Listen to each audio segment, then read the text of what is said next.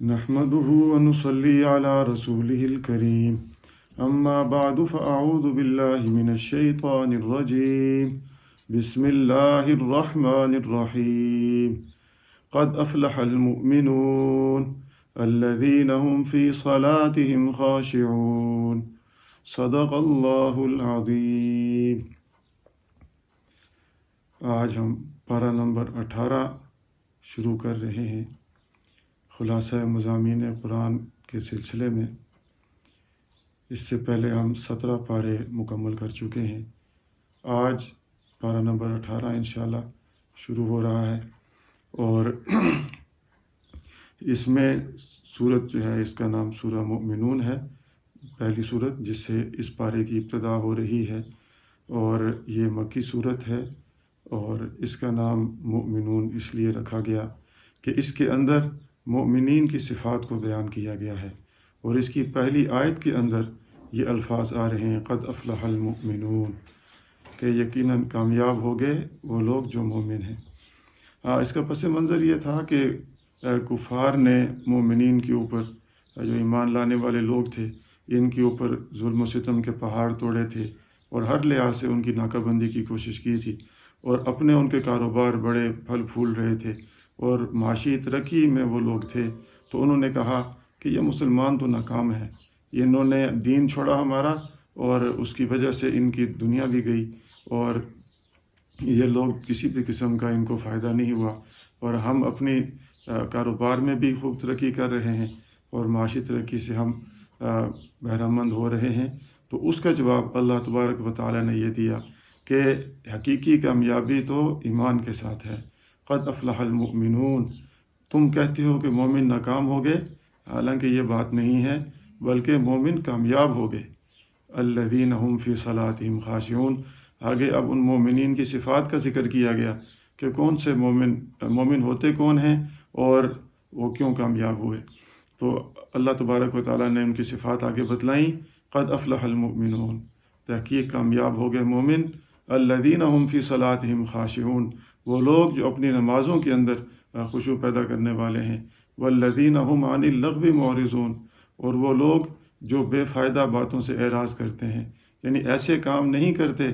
جن سے نہ دنیاوی کوئی فائدہ ہو اور نہ ہی اخروی فائدہ ہو۔ والذین هم للزکاة فاعلون، اور وہ لوگ جو زکوٰۃ کو کرنے والے ہیں۔ اب اس کا مطلب مفسرین نے یہ لیا ہے کہ اس سے مراد تزکیہ ہے، اس لیے کہ جو زکوٰۃ دوسری ہے، جو ایک رکن ہے شریعت کا، اس کو جب بھی اللہ تبارک و تعالیٰ نے ذکر کیا تو وہ ادا کرنے کے الفاظ کے ساتھ ذکر کیا، اور تو یہ یہاں پر جو ہے والذین هم للزکاة فاعلون، اس سے مراد یہ ہے کہ وہ اپنا تزکیہ کرتے ہیں، یعنی اپنی روح کو پاک کرنے والے وہ سارے اسباب اختیار کرتے ہیں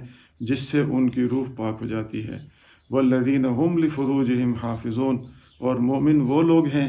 جو اپنی شرمگاہوں کی حفاظت کرتے ہیں۔ الا علی ازواجہم او ما ملکت ایمانہم فانہم غیر ملومین، اور جو ان کے لیے اللہ تبارک و تعالیٰ نے جو محل اللہ تبارک و تعالیٰ نے ان کے لیے حلال قرار دیے ہیں، وہ اپنی خواہشات کو وہیں سے پورا کرتے ہیں۔ فمن ابتغى وراء ذلك فاولئک هم العادون، اور جو ان کے علاوہ یعنی بیویوں اور باندیوں کے علاوہ اگر کوئی اور جگہ ڈھونڈتے ہیں تو وہ لوگ حد سے بڑھنے والے ہیں اور اپنے اوپر ظلم کرنے والے لوگ ہیں وہ۔ تو مومن جو ہیں وہ جو اللہ تبارک و تعالیٰ نے ان کے لیے حلال کر دیا ہے، انہی سے اپنی خواہش نفسانی کو پورا کرتے ہیں۔ والذین هم لاماناتہم وعہدہم راعون، اور مومن وہ لوگ ہیں جو اپنی امانتوں اور وعدوں کا لحاظ رکھتے ہیں۔ والذین هم بشہاداتہم قائمون والذین هم علی صلواتہم یحافظون، اور مومن وہ ہیں جو اپنی نمازوں کی نگرانی کرتے ہیں۔ اولئک هم الوارثون، کہ جن کے اندر یہ صفات ہوں گی وہی لوگ حقیقت میں وارث ہیں۔ الذین یرثون الفردوس ہم فیہا خالدون، اور یہ لوگ جنت الفردوس کے وارث ہوں گے اور اس میں یہ ہمیشہ رہیں گے۔ اب یہ جو وراثت کا ذکر یہاں آیا، تو اصل میں وراثت ایک ایسی چیز ہے کہ خود بخود انسان کی ملکیت میں وہ چیز آ جاتی ہے، اور پھر اس ملکیت کو ختم نہیں کیا جا سکتا۔ تو جب یہ اعمال انسان کرے گا یہ صفات اپنے اندر پیدا کرے گا تو جنت کا وہ خود بخود مالک ہو جائے گا، اور ایک دفعہ جب وہ جنت کا مالک ہو گیا تو پھر جنت اس سے چھینی نہیں جائے گی۔ اس کے بعد پھر اللہ تبارک و تعالیٰ نے اگلی آیات کے اندر انسان کی تخلیق کے مراحل کا ذکر کیا۔ وَلَقَدْ خَلَقْنَا الْإِنسَانَ مِنْ سُلَالَةٍ مِّن طِينٍ ثُمَّ جَعَلْنَاهُ نُطْفَةً فِي قَرَارٍ مَّكِينٍ ثُمَّ خَلَقْنَا النُّطْفَةَ عَلَقَةً فَخَلَقْنَا الْعَلَقَةَ مُضْغَةً فَخَلَقْنَا الْمُضْغَةَ عِظَامًا فَكَسَوْنَا الْعِظَامَ لَحْمًا ثُمَّ أَنشَأْنَاهُ خَلْقًا آخَرَ فَتَبَارَكَ اللَّهُ أَحْسَنُ الْخَالِقِينَ کہ اللہ تبارک و تعالیٰ نے یہ فرمایا کہ ہم نے تم کو ایک مٹی سے جو ہے وہ بنایا، اب جو تمہارا جد امجد تھا اس کو ہم نے مٹی سے پیدا کیا، اس کے بعد پھر آگے جو نسل انسانی چلی اس کی جو تخلیق ہو رہی ہے اس کے بارے میں یہ بتلایا کہ پھر ہم نے ایک ٹپکنے والے پانی سے تم کو پیدا کیا کہ اس کو ایک جگہ پر قرار دیا، پھر اس سے ہم نے ایک لوتھڑا بنایا، اس کو جمایا، خون جمع ہوئے خون کی شکل دی، پھر اس خون سے ہم نے جو ہے گوشت بنایا، پھر اس گوشت سے ہم نے ہڈیاں بنائیں، پھر ان ہڈیوں کے اوپر ہم نے گوشت چڑھایا، فَكَسَوْنَا الْعِظَامَ لَحْمًا ثُمَّ أَنشَأْنَاهُ خَلْقًا آخَرَ پھر ہم نے ایک بہترین جو ہے نمونہ بنا کر اس کو پیدا کیا، فَتَبَارَكَ اللَّهُ أَحْسَنُ الْخَالِقِينَ تو اللہ تبارک و تعالیٰ بہت بڑی برکت والی ذات ہے اور بہترین پیدا کرنے والے ہیں۔ اس کے بعد پھر اللہ تبارک و تعالیٰ نے فرمایا ثُمَّ إِنَّكُمْ بَعْدَ ذَلِكَ لَمَيِّتُونَ پھر تم اپنی زندگی گزار کر تم پر موت طاری کی جائے گی، ثُمَّ إِنَّكُمْ يَوْمَ الْقِيَامَةِ تُبْعَثُونَ اور پھر مرنے کے بعد تمہیں دوبارہ زندہ بھی کیا جائے گا۔ اس میں مشرکین مکہ کے ان غلط نظریے کا رد کر دیا، وہ یہ کہتے تھے کہ ہم مٹی ہو جائیں گے اور اس کے بعد پھر ہم دوبارہ اٹھائے نہیں جائیں گے۔ تو اللہ تبارک و تعالیٰ نے فرمایا کہ جب اتنے مراحل سے گزار کر میں پیدا کرنے پر قادر ہوں تو پھر دوبارہ زندہ کرنے پر تو کوئی مسئلہ نہیں ہے میرے لیے۔ اور ثم انکم یوم القیامت تبعثون تم قیامت کے دن اٹھائے جاؤ گے۔ اس کے بعد پھر اللہ تبارک و تعالیٰ نے فرمایا وَلَقَدْ خَلَقْنَا فَوْقَكُمْ سَبْعَ طَرَائِقَ وَمَا كُنَّا عَنِ الْخَلْقِ غَافِلِينَ وَأَنزَلْنَا مِنَ السَّمَاءِ مَاءً بِقَدَرٍ فَأَسْكَنَّاهُ فِي الْأَرْضِ وَإِنَّا عَلَىٰ ذَهَابٍ بِهِ لَقَادِرُونَ کہ ہم نے آسمان سے پانی کو برسایا، پھر اس پانی کو ہم نے زمین پر ٹھہرایا۔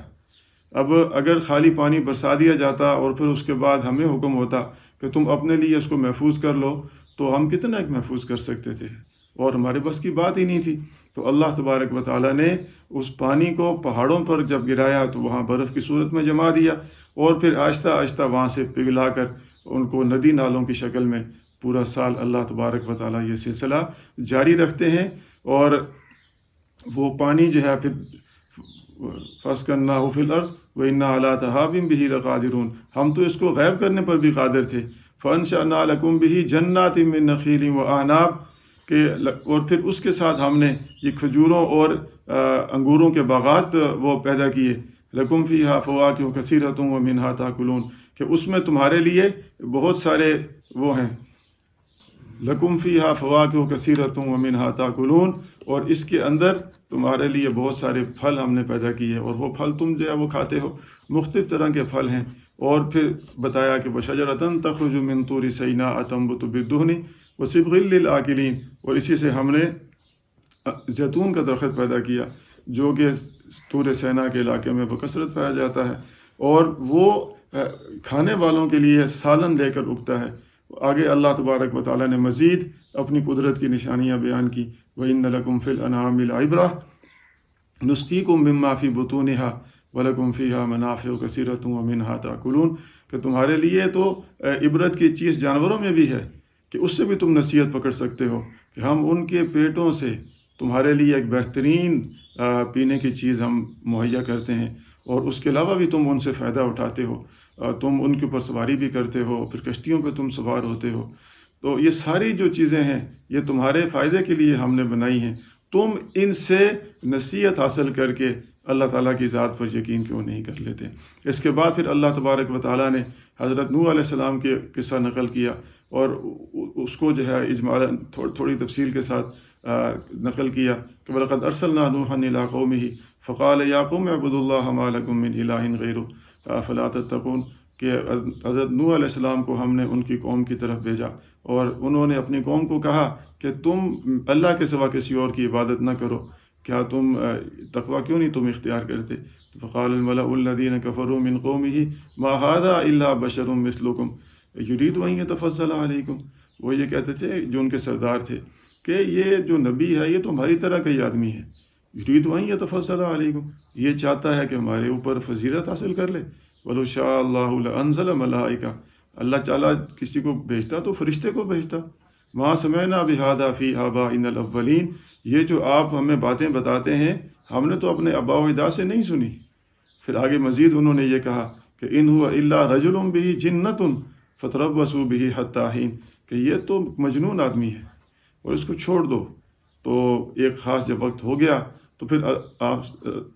حضرت نوح علیہ السلام نے اللہ تبارک و تعالیٰ سے دعا فرمائی کہ رب انصرنی بما کذبون، کہ اے میرے رب یہ میری تکذیب کر رہے ہیں، مجھے جھٹلا رہے ہیں، آپ ہی میری مدد فرمائیے۔ پھر اللہ تبارک و تعالیٰ نے ان کو حکم دیا کہ وہ کشتی بنائیں، انہوں نے کشتی بنائی، اور پھر اللہ تبارک و تعالیٰ نے یہ ارشاد فرمایا کہ اس میں آپ جو ہے وہ ہر جاندار میں سے ایک جوڑا آپ نے رکھنا ہے، اور جو آپ کے اپنے رشتہ دار ہیں، جو آپ کے بات کو ماننے والے ہیں، جو بھی آپ کے اتباع کرنے والے ہیں، ان کو بھی آپ نے اس کشتی میں سوار کرنا ہے۔ حتیٰ اذا جاء امرنا وفارت التنور، کہ جب اس چولہے میں سے پانی ابلنا شروع ہو جائے تو اس وقت آپ نے پھر ان جانداروں کو اور اپنے ماننے والوں کو کشتی میں بٹھانا ہے، اور پھر جو بھی آپ کے مخالفین ہیں وہ سب کے سب غرق ہوں گے۔ اور پھر آگے اللہ تبارک و تعالیٰ نے فرمایا کہ ثم انشأنا بعدها قوما آخرین، اس کے بعد پھر اور لوگوں کو ہم نے پیدا کیا۔ اور پھر اگلے رکوع میں اللہ تبارک و تعالیٰ نے قوم ثبوت کا ذکر کیا کہ انہوں نے بھی نبی کو جھٹلایا، اور نبی جب ان کو دعوت دیتا تھا تو وہ آگے سے کہتے تھے کہ ہم جو ہے ان هو الا رجل افترى علی اللہ کذبا وما نحن له بمؤمنین، کہ یہ آدمی تو اللہ پر جھوٹ بول رہا ہے نعوذ باللہ، اور ہم جو ہے وہ اس پر ایمان نہیں لاتے۔ اور نبی نے ان کو کہا تھا کہ آپ کو دوبارہ زندہ کیا جائے گا، تو انہوں نے کہا کہ ہم مر جائیں گے اور مٹی ہو جائیں گے تو دوبارہ کیسے زندہ کیا جائیں گے؟ قال رب انصرنی بما کذبون، تو نبی نے پھر وہاں دعا کی کہ اے میرے رب آپ میری مدد کیجئے اس چیز پر جو یہ مجھے جھٹلا رہے ہیں۔ اور پھر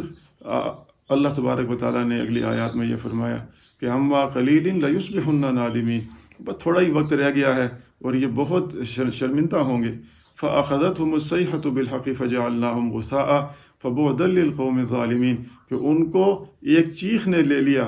اور پھر ان کو ہم نے کوڑا کرکٹ کی طرح، اس طرح وہ پڑے ہوئے تھے جس طرح کوڑا کرکٹ پڑا ہوتا ہے۔ فبعدا للقوم الظالمین، بہت دوری ہے ان لوگوں کے لیے جو کہ ظلم کرتے ہیں۔ ثم ارسلنا موسیٰ واخاہ ہارون بآیاتنا وسلطان مبین، پھر آگے اللہ تبارک و تعالیٰ نے موسیٰ اور ہارون کا واقعہ نقل کیا۔ پھر آگے اللہ تبارک و تعالیٰ نے ثم ارسلنا رسلنا تترا، کہ پے در پہ رسول ہم نے بھیجے، کلما جاء امۃ رسولها كذبوه فاتبعنا بعضهم بعضا وجعلناهم احادیث فبعدا لقوم لا یؤمنون، کہ ہم نے مختلف رسول بھیجے اور جب بھی رسول قوم کی طرف آتا تو قوم اس کی تکذیب کرتی، اس کو جھٹلاتی، تو پھر ہم جو ہے وہ ان کو ایک قصے کہانیوں کی طرح ان کو بنا کے چھوڑ دیتے، اور وہ خالی وہ قوم جو ہے صرف قصوں میں رہ جاتی اور حقیقت میں اس کو کوئی وجود نہ ہوتا۔ اللہ کا عذاب آتا اور ان کو ملیا میٹ کر دیا جاتا۔ اور پھر اس کے بعد موسیٰ اور ہارون کا واقعہ نقل کیا مختصراً، پھر اس کے بعد حضرت عیسیٰ علیہ السلام کا جو ہے وہ نقل کیا، اور پھر اس کے بعد اگلے رکوع میں اللہ تبارک و تعالیٰ نے فرمایا کہ یا ایھا الرسل کلوا من الطیبات واعملوا صالحا انی بما تعملون علیم، کہ اے تمام رسول، جتنے بھی رسول اللہ تبارک و تعالیٰ نے بھیجے ان سے خطاب فرمایا کہ کلوا من الطیبات، تم پاکیزہ چیزیں کھاؤ، واعملوا صالحا، اور نیک عمل کرو۔ اب رسول تو کھاتے ہی پاکیزہ ہیں اور ان کے عمل بھی نیک ہوتے ہیں، تو ان کی وساطت سے اصل میں امتوں کو خطاب تھا کہ اے تمام لوگوں، تم پاکیزہ چیزیں کھاؤ، ہم نے تمہارے لیے پیدا کر رکھی ہیں، اور جب وہ اللہ کی نعمتیں کھاؤ تو نعمت کھانے کے بعد اس کا شکر بھی ادا کرو، اور شکر کیا ہے کہ تم نیک عمل کرو، اللہ کی باتوں کو مانو، انی بما تعملون علیم۔ اور اس کے بعد پھر آگے مومنین کی مزید صفات اللہ تبارک و تعالیٰ نے جو ہے وہ بیان فرمائی کہ ان الذین هم من خشیۃ ربهم مشفقون والذین هم بآیات ربهم یؤمنون والذین هم بربهم لا یشرکون والذین یؤتون ما آتوا وقلوبهم وجلة انهم الی ربهم راجعون اولئک یسارعون فی الخیرات وهم لا سابقون، کہ یہ لوگ اللہ تبارک و تعالیٰ سے ڈرنے والے ہیں اور اللہ تبارک و تعالیٰ کی ذات پر ایمان لانے والے ہیں، اور جو ان کو حکم دیا جاتا ہے اس کو پورا کرتے ہیں، اور نیک عمل کرتے ہوئے بھی اور اس کے کرنے کے بعد بھی ان کے دلوں میں خوف ہوتا ہے، وہ ڈر رہے ہوتے ہیں کہ ہم تو شایان شان ادا نہیں کر سکے، اور اولئک یسارعون فی الخیرات وهم لا سابقون، اور یہ نیک کاموں میں آگے بڑھنے والے لوگ ہیں۔ اور آگے فرمایا کہ ولا نکلف نفسا الا وسعها ولدینا کتاب ینطق بالحق وهم لا یظلمون، ہم تو جو بھی حکم دیتے ہیں تو کوئی بھی ایسا حکم ہم نہیں دیتے کسی کو جو اس کے اوپر عمل نہ کر سکے، کسی بھی انسان پر اس کی طاقت سے زیادہ بوجھ ہم نہیں ڈالتے، اور ہمارے پاس ایک اعمال نامے کی کتاب موجود ہے اور اس کے اندر ہر چیز لکھی جاتی ہے اور کسی پر ذرا پر بھی ظلم نہیں کیا جاتا۔ اور پھر اگلے رکوع کے اندر اللہ تبارک و تعالیٰ نے اپنی قدرت کے جو ہے وہ مظاہر بیان کیے، اور پھر مشرکین سے کچھ سوالات کیے، اور مشرکین کہتے تھے کہ ہم جو ہے جب مر جائیں گے، اذا متنا وکنا، ہم جو ہے وہ مٹی ہو جائیں گے تو پھر جو ہے وہ ہم کیسے اٹھائے جائیں گے، اِنَّا لَمَبْعُوثُونَ، ہمیں کیسے جو ہے وہ زندہ کیا جائے گا۔ تو اس پر اللہ تبارک و تعالیٰ نے ان سے جو ہے وہ 3 سوالات کیے، قُلْ لِمَن مَّا فِی السَّمَاوَاتِ وَالْأَرْضِ قُلْ لِلَّهِ، وہ ان سے پوچھیں آپ کہ آسمان اور زمین جو ہے یہ کس نے بنایا اور کون اس کا مالک ہے؟ تو آگے سے مشرک بھی یہی کہیں گے کہ اللہ تعالیٰ۔ تو پھر اس کے بعد جو ہے اگلا سوال یہ کیا کہ قُلْ مَن رَبُّ السَّمَاوَاتِ السَّبْعِ وَرَبُّ الْعَرْشِ الْعَظِيمِ، اور کہ زمین اور آسمان کا رب کون ہے اور عرش عظیم کا رب کون ہے، یہ آپ ان سے پوچھئے۔ تو وہ کہیں گے سَيَقُولُونَ لِلَّهِ، وہ یہ کہیں گے کہ یہ اللہ ہی ان کا رب ہے اور رب عرش عظیم بھی اللہ ہی ہے۔ اور پھر جو ہے وہ اگلا سوال یہ کیا قُلْ لِمَن بِيَدِهِ مَلَكُوتُ كُلِّ شَيْءٍ وَهُوَ يُجِيرُ وَلَا يُجَارُ عَلَيْهِ إِن كُنتُمْ تَعْلَمُونَ، کہ آپ ان سے پوچھئے کہ کون ہے وہ ذات جس کے ہاتھ میں اس تمام کائنات کی بادشاہت ہے، اور لوگ اسی سے پناہ پکڑتے ہیں اور اپنے جو بھی مسئلے ہوتے ہیں اس سے حل کرواتے ہیں۔ تو وہ آگے سے کہیں گے اللہ۔ تو پھر اللہ تبارک و تعالیٰ نے یہ فرمایا کہ جب جو ہے وہ ساری چیز اللہ ہی کی ہے اور اللہ ہر چیز پر قادر ہے، اور وہ پہلی دفعہ پیدا بھی وہی کرتا ہے، تو دوبارہ زندہ کرنے پر وہ قادر کیسے نہیں ہو سکتا؟ تو اس کے بعد پھر اللہ تبارک و تعالیٰ نے آخری رکوع کے اندر سورہ مومنون کے یہ بتلایا کہ حقیقت میں کامیابی ان لوگوں کو ہوگی جن کے نامہ اعمال جو ہے وہ وزنی ہوں گے۔ فمن ثقلت موازینہ فاولئک هم المفلحون، کہ قیامت کے دن جب ہم اعمال نامہ جب ہم جو ہے وہ ترازو کو رکھیں گے اور اعمالوں کو اس کے اندر تولیں گے، تو جس کے نیک اعمال وزنی ہوں گے وہ لوگ کامیاب ہو جائیں گے۔ ومن خفت موازینہ، اور جن کے جو ہے وہ نیک اعمال ہلکے ہوں گے، عمل نامے ان کے ہلکے ہوں گے، فاولئک الذین خسروا انفسهم فی جہنم خالدون، تو یہ وہ لوگ ہیں جنہوں نے خسارہ اٹھایا اور اپنے اوپر جو ہے وہ زیادتی کی، یہ لوگ ہمیشہ جہنم میں رہیں گے۔ تلفح وجوہہم النار وہم فیہا کالحون، آگ ان کے چہروں کو لپٹے گی اور وہ اس کے اندر بدصورت ہو جائیں گے۔ اور الم تکن آیاتی تتلی علیکم فکنتم بہا تکذبون، اور پھر وہ اللہ تبارک و تعالیٰ سے وہاں یہ درخواست کریں گے کہ یا اللہ ہمیں جو ہے وہ بھیج دیجیے دنیا میں، ہم جو ہے وہ نیک عمل کر کے آئیں گے۔ تو اللہ تبارک و تعالیٰ فرمائیں گے اخسؤوا فیہا ولا تکلمون، جہنم میں چلے جاؤ اور مجھ سے بات نہ کرو، کہ انہ کان فریق من عبادی یقولون ربنا آمنا فاغفر لنا وارحمنا وانت خیر الراحمین، کہ تمہارے پاس ایسے لوگ موجود تھے جو ہماری عبادت کیا کرتے تھے اور تمہیں بھی ہماری طرف بلایا کرتے تھے، فاتخذتموہم سخریا حتی انسوکم ذکری وکنتم منہم تضحکون، تو تم ان کا مذاق اڑایا کرتے تھے۔ انی جزیتہم اليوم بما صبروا انہم هم الفائزون، کہ تمہیں تو مذاق اڑانے کی سزا یہ ملی کہ تم جہنم میں ڈال دیے گئے، اور انہوں نے تمہارے مذاق اڑانے پر صبر کیا تھا تو ان کو ہم نے کامیاب کر دیا۔ پھر ان سے پوچھا جائے گا کم لبثتم فی الارض عدد سنین، کہ تم زمین پر کتنا عرصہ رہے ہو، کتنا عرصہ تم نے زمین پر گزارا ہے؟ قالوا لبثنا یوما او بعض یوم فاسأل العادین، تو وہ یہ کہیں گے ہم ایک دن یا آدھا دن رہے۔ تو انہیں کہا جائے گا تم اس آگ کے عذاب کو دیکھ کر سب کچھ بھول گئے ہو، تم فرشتوں سے ذرا پوچھ لو، وہ بتلائیں گے کہ تمہیں کتنا ہم نے موقع دیا تھا اور اس کا تم نے فائدہ نہیں اٹھایا تھا۔ اور آخر میں جو ہے پھر اللہ تبارک و تعالیٰ نے یہ فرمایا افحسبتم انما خلقناکم عبثا وانکم الینا لا ترجعون، کہ کیا تم نے یہ سمجھ لیا تھا کہ تمہیں بے فائدہ پیدا کیا گیا ہے اور تم ہماری طرف لوٹ کر نہیں آؤ گے؟ فتعال اللہ الملک الحق لا الہ الا هو رب العرش العظیم، کہ اللہ تبارک و تعالیٰ کی ذات بہت بلند ہے اور وہی حقیقت میں جو ہے وہ مالک ہے اور اس کے سوا کوئی معبود نہیں، اور وہی عرش عظیم کا رب ہے۔ اور آخر میں جو ہے پھر آپ صلی اللہ علیہ وسلم کو یہ دعا سکھلائے گی کہ قل رب اغفر وارحم وانت خیر الراحمین، کہ آپ کہہ دیجئے کہ اے میرے رب ہماری بخشش فرما اور ہمارے اوپر رحم فرما، اور آپ ہی بہترین رحم کرنے والے ہیں۔ اور یہ دعا ہمیں سکھلائی گئی، ہم بھی جو ہے وہ اللہ تبارک و تعالیٰ سے ان کلمات کے ساتھ دعا کیا کریں اور اپنی بخشش اور اللہ کی رحمت کو ہم طلب کیا کریں۔ اللہ تعالیٰ ہمیں سمجھ عطا فرما دے۔ اس کے بعد اگلی سورت سورہ نور ہے، اور یہ مدنی سورت ہے، اور یہ ہجرت کے تقریباً چوتھے سال یا پانچویں سال کے، یعنی کہ ہجرت کے بعد جو ہے چوتھے سال میں یا پانچویں سال میں یہ سورت جو ہے وہ نازل ہوئی۔ اور اس سورت کا جو بنیادی مقصد ہے وہ یہ ہے کہ مسلمان معاشرے کو فحاشی اور بے حیائی سے کس طرح پاک کیا جا سکتا ہے، اور اسی سے متعلق احکامات اس سورت کے اندر بیان کیے گئے ہیں۔ سورہ مومنون کے اندر مومنین کی یہ صفات بیان کی گئی تھی، والذین ہم لفروجہم حافظون، تو شرمگاہ کی حفاظت کرنے والے ہیں مومن لوگ۔ اب اس شرمگاہ کی حفاظت کے لیے اس صورت کے اندر احکامات بتلائے گئے ہیں، اور جس طرح انسان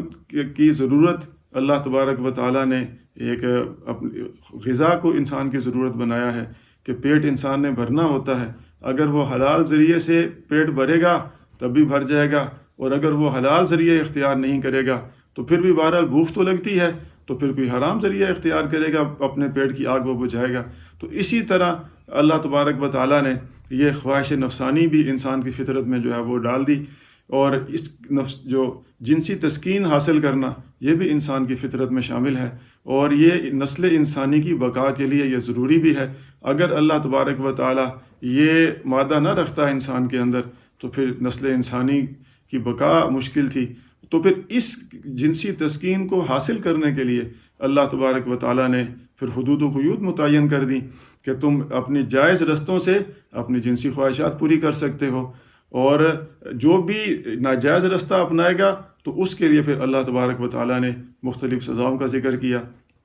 تو اس صورت کے اندر اللہ تبارک و تعالیٰ نے اس کی ابتدا یوں فرمائی، سورۃ انزلناہا وفرضناہا وانزلنا فیہا آیات بینات لعلکم تذکرون،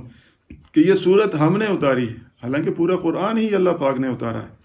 لیکن ان احکامات کی اہمیت کو بتلانے کے لیے ان الفاظ کے ساتھ اس صورت کی ابتدا کی کہ سورۃ انزلناہا، کہ یہ صورت ہم نے اتاری ہے،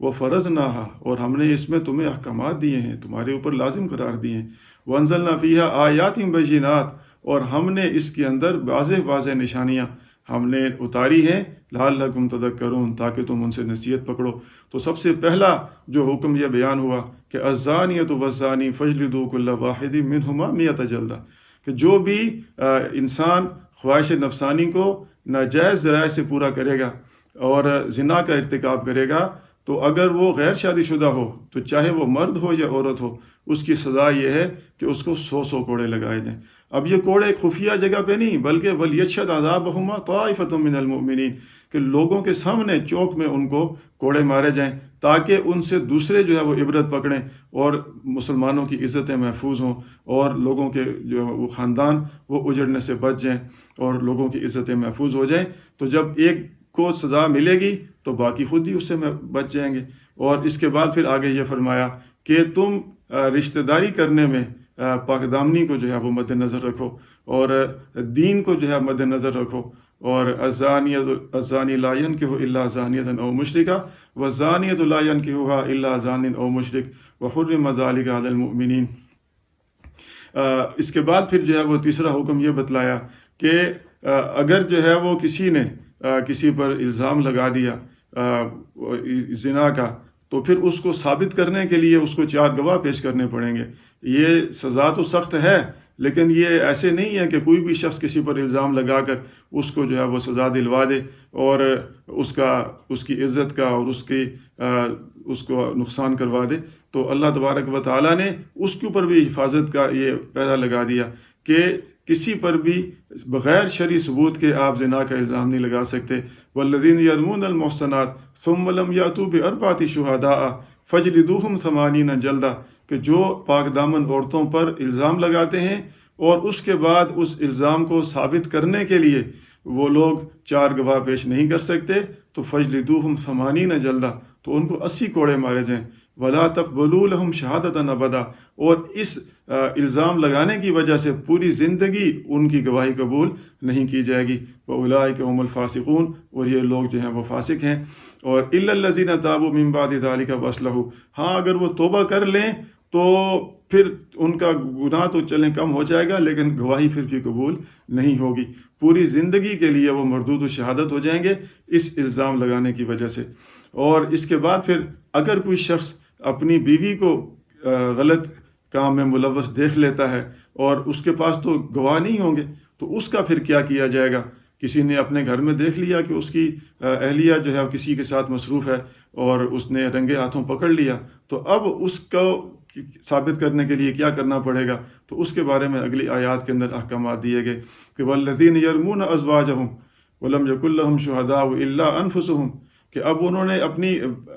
بیوی پر الزام لگایا ہے اور خود گواہ ہیں، ان کے علاوہ کوئی گواہ موجود نہیں ہے، تو پھر اس کا طریقہ کار یہ ہوگا کہ عدالت میں یہ جائے گا اور قاضی کے سامنے یہ 4 دفعہ قسم کھا کر یہ کہے گا کہ اربع شہادات باللہ انہ لمن الصادقین، کہ میں سچا ہوں اور میں نے خود اپنی بیوی کو پکڑا ہے، یہ غلط کام میں ملوث تھی، اور 5ویں دفعہ وہ قسم یہ اٹھائے گا کہ اللہ کی لعنت ہو میرے اوپر، والخامسۃ ان لعنت اللہ علیہ ان کان من الکاذبین، کہ اگر میں جھوٹا ہوں تو پھر جو ہے مجھ پر اللہ کی لعنت۔ تو جو لوگ اپنی بیویوں پر الزام لگاتے ہیں اور ان کے پاس ان کے علاوہ کوئی گواہ موجود نہیں ہوتا، تو پھر ان کو ثابت کرنے کے لیے کیا طریقہ اختیار کرنا پڑے گا؟ تو وہ اس کا بتلا رہے تھے کہ وہ 4 دفعہ یہ گواہی دے گا کہ میں سچا ہوں اپنے اس الزام میں، اور 5ویں دفعہ قسم اٹھا کے یہ کہے گا کہ اگر میں جھوٹا ہوں تو مجھ پر اللہ کی لعنت ہو۔ پھر اس عورت سے پوچھا جائے گا، اگر وہ تو مان جاتی ہے تو پھر تو اس پر سزا نافذ کر دی جائے گی، جو شرعی سزا اس کی بنے گی، اور اگر وہ انکار کرتی ہے تو پھر اس کا طریقہ کار یہ ہے کہ وہ 4 دفعہ قسم کھائے گی کہ یہ جھوٹا ہے، میں نے کوئی ایسا غلط کام نہیں کیا اور یہ شخص مجھ پر جھوٹا الزام لگا رہا ہے۔ والخامسۃ ان لعنت اللہ علیہ ان کان من الکاذبین، اگر جو والخامسۃ ان غضب اللہ علیہ ان کان من الصادقین، اور 5ویں دفعہ وہ یہ اٹھائے گی کہ اللہ کا غضب نازل ہو میرے اوپر اگر یہ شخص سچا ہو۔ اور پھر چونکہ دونوں اپنے اپنے موقف پر ڈٹے ہوئے ہیں تو پھر عدالت جو ہے وہ ان کے درمیان نکاح کو فسخ کر دے گی اور دوبارہ ان کا آپس میں رجوع کا کوئی صورت نہیں ہے۔ اس صورت میں جو جدائی ہوتی ہے وہ پکی تا حیات جدائی ہوتی ہے، اس میں دوبارہ پھر آپس میں رجوع کی کوئی شکل نہیں ہو سکتی۔ کسی اور جگہ نکاح کرنے کے بعد وہاں سے طلاق لے کر بھی اس کے نکاح میں نہیں آ سکتی ہے عورت، اور اس کو شرعی اصطلاح میں لعان کہتے ہیں کہ ایک دوسرے پر لعنت جو ہے وہ کی جاتی ہے اس کے اندر، اور اس میں پھر نکاح کو فسخ کر دیا جاتا ہے۔ اور اس کے بعد پھر جو ہے وہ آگے اگلے 2 رکوع کے اندر اللہ تبارک و تعالیٰ نے واقعہ افک کی جو ہے وہ وضاحت فرمائی، اور حضرت عائشہ صدیقہ رضی اللہ تعالیٰ عنہا کے اوپر غزوہ بنی مستلق سے واپسی پر جو منافقین نے الزام لگایا تھا، بہتان لگایا تھا، اور اس کو خوب انہوں نے اس کا ڈنڈورا پیٹا تھا، اور اس کے اندر کچھ سادہ لوگ مسلمان بھی ان کے ساتھ شامل ہو گئے تھے، تو اس کے بارے میں اللہ تبارک و تعالیٰ نے اگلے 2 رکوع کے اندر حضرت عائشہ صدیقہ رضی اللہ تعالیٰ عنہ کی برات کا اعلان کیا، اور مسلمانوں کو وہ ڈانٹا کہ تمہیں جب یہ باتیں گردش کر رہی تھیں، لولا اس سمعتموہ ظن المؤمنون والمؤمنات بانفسہم خیرا، تو تمہیں تو نیک گمان کرنا چاہیے تھا۔ وقالوا ھذا افک مبین، تم نے یہ کیوں نہیں کہا کہ یہ سخت بہتان ہے؟ لولا جاؤوا علیہ باربعۃ شہداء، جو یہ الزام لگانے والے تھے وہ 4 گواہ کیوں نہیں لائے؟ فلم یاتوا بشہداء فاولئک عند اللہ ھم الکاذبون، جب ان کے پاس گواہ موجود نہیں تھے تو وہ اللہ کے نزدیک جھوٹے ہیں، اور جو ہے وہ اگر اللہ کا فضل نہ ہوتا تو تمہیں تو اس پر بہت سخت عذاب جو ہے وہ آ جاتا۔ اذ تلقونہ بألسنتکم وتقولون بافواہکم ما لیس لکم بہ علم،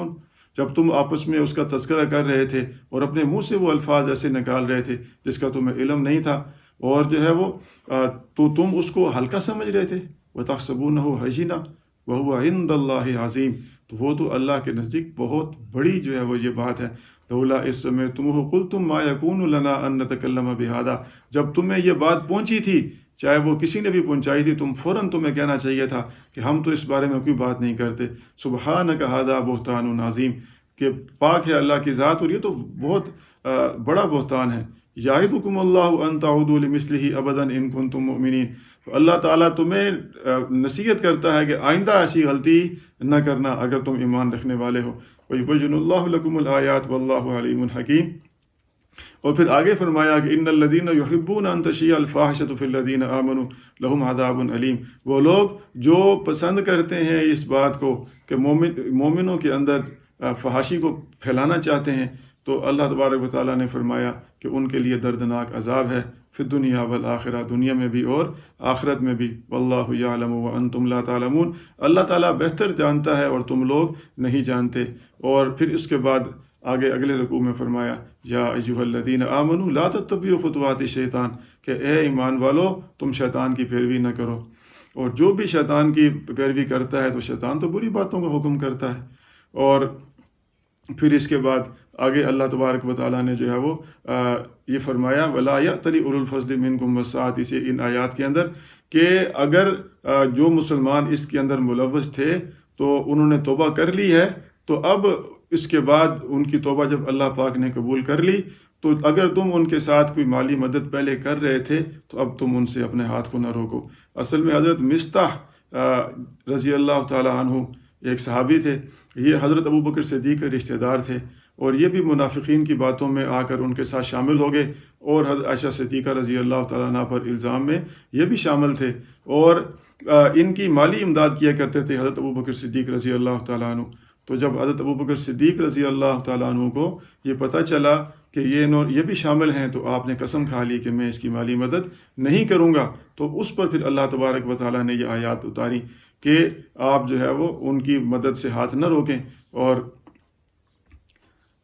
تو پھر اس پر ابوبکر صدیق رضی اللہ تعالیٰ عنہ نے اپنی قسم کو توڑ دیا اور اس کا کفارہ ادا کیا۔ اور پھر آخر میں اللہ تبارک و تعالیٰ نے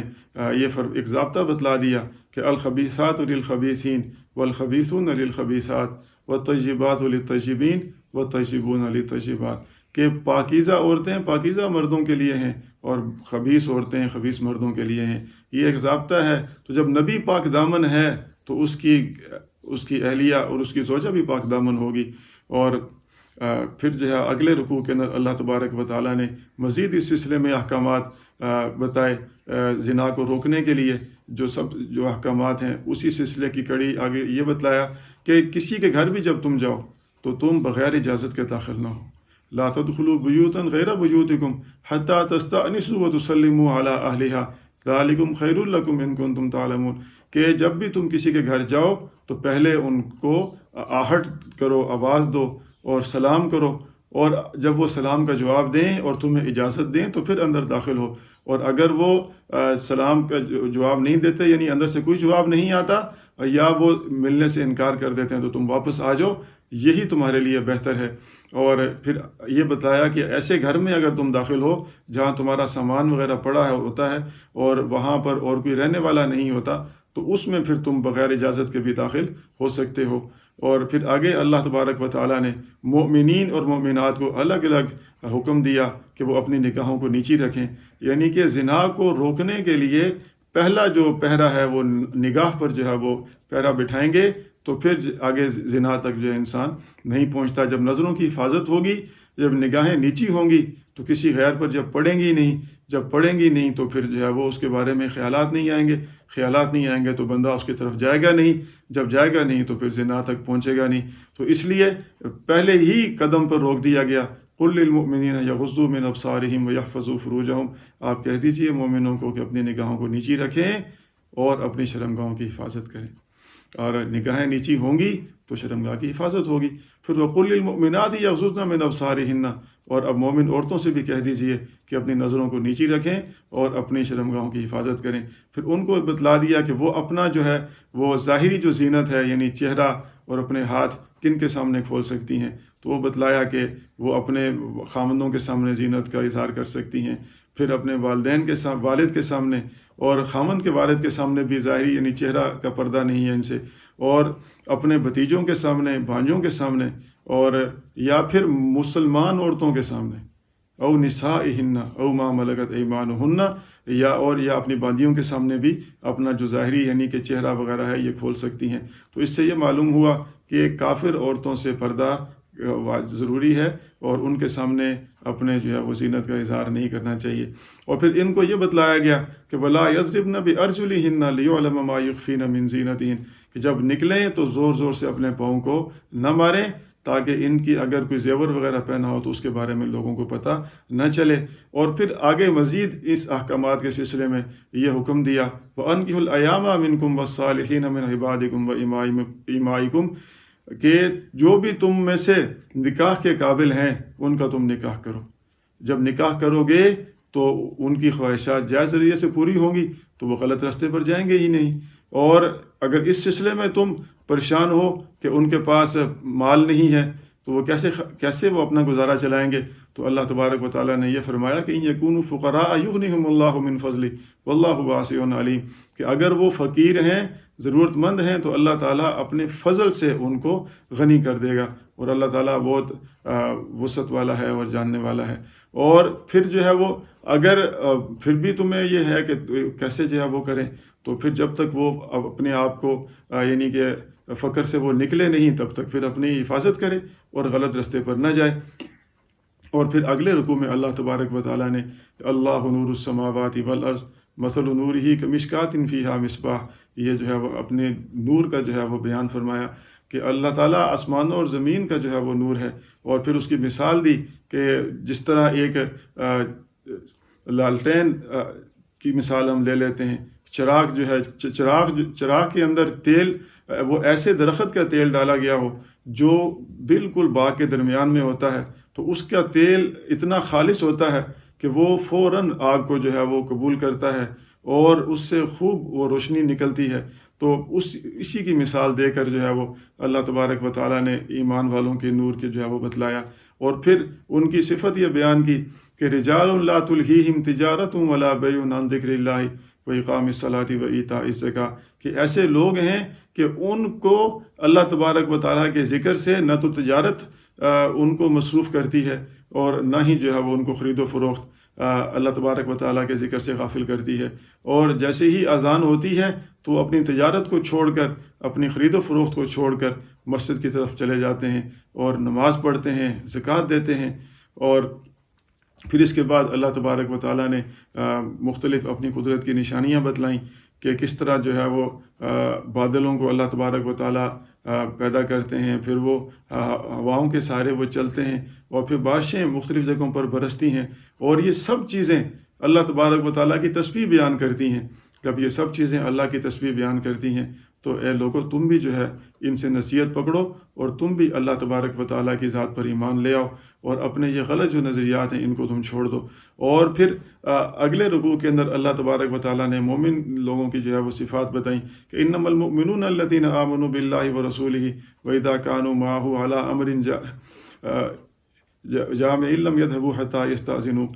کہ مومن جو ہیں وہ جب بھی کسی اجتماعی کام میں مصروف ہوتے ہیں تو پھر اس وقت تک وہ جاتے نہیں ہیں جب تک آپ سے اجازت نہ لے لیں۔ یہ اصل میں یہ آیات تو غزوہ خندق کے موقع پہ نازل ہوئی تھی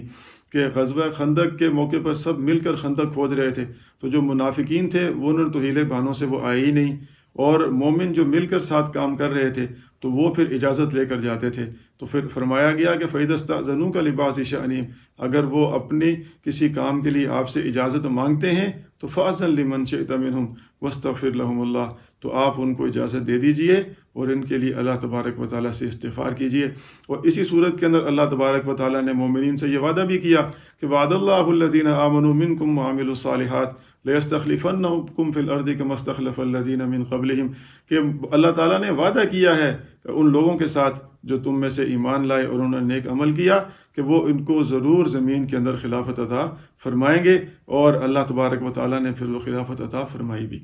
اور پھر اس کے بعد اللہ تبارک و تعالیٰ نے یہ فرمایا کہ تم میں سے جو بچے ہیں، یہ جو ابھی تک بالغ نہیں ہوئے، تو وہ لوگ وہ بھی 3 اوقات میں بغیر اجازت کے داخل نہ ہوں۔ ایک جو ہے من قبل صلاۃ الفجر، فجر کی نماز سے پہلے جب تم خوابگاہ میں ہوتے ہو تو اس وقت بھی، جب تم تنہا ہو اپنے گھر والوں کے ساتھ تو کوئی بچہ بھی اگر آئے تو وہ دروازہ کھٹکھٹا کر آئے، پوچھ کر آئے، اور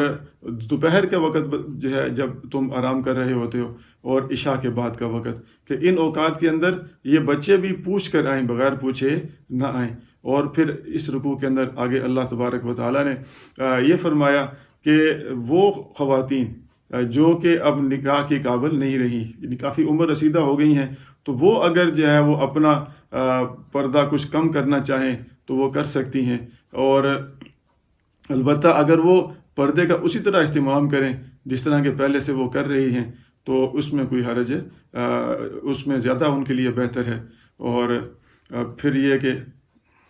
پھر آخر میں اللہ تبارک و تعالیٰ نے یہ فرمایا الا ان للہ ما فی السماوات والارض، کہ آگاہ رہو کہ اللہ تعالیٰ ہی کے لیے ہے جو کچھ آسمان اور زمین میں ہے، قد یعلم ما انتم علیہ ویوم یرجعون الیہ فینبئہم بما عملوا، اور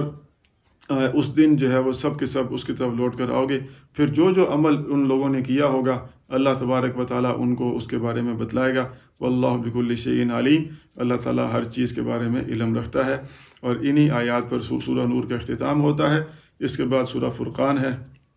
اور سورہ فرقان یہ حق اور باطل کے درمیان فرق کرنے والی یہ قرآن مجید کا نام ہے۔ اور تبارک الذی نزل الفرقان علی عبدہ لیکون للعالمین نذیرا، کہ پاک ہے وہ ذات، بابرکت ہے وہ ذات جس نے اتارا اس فرقان کو اپنے بندے کے اوپر تاکہ وہ لوگوں کو ڈرانے کا کام کرے۔ اور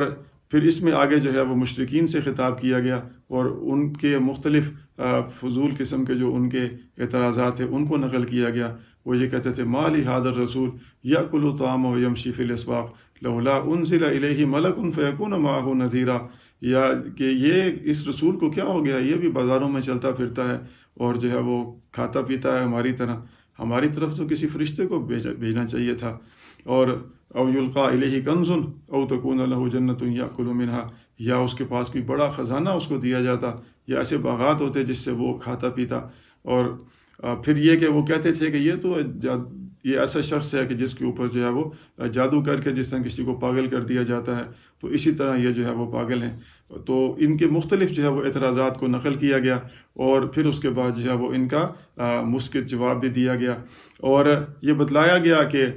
اس سے پہلے بھی جو ہم نے رسول بھیجے تھے تو وہ بھی اسی طرح ہی ان کے اندر رہتے تھے اور کھاتے پیتے تھے، اور وہ لوگ جو ہے ان پر اسی طرح کے اعتراضات کرتے تھے۔ تو ہم نے بعض کو بعض کے لیے پھر آزمائش بنا دیا، تو پھر تم انتظار کرو، اور تمہارا رب جو ہے وہ دیکھنے والا ہے، اور جب وقت آئے گا تو وہ تمہارے درمیان فیصلہ بھی کر دے گا، اور حقیقت تمہارے اوپر واضح ہو جائے گی کہ تم نے کیا کمایا اور اس کے بدلے میں تم نے کیا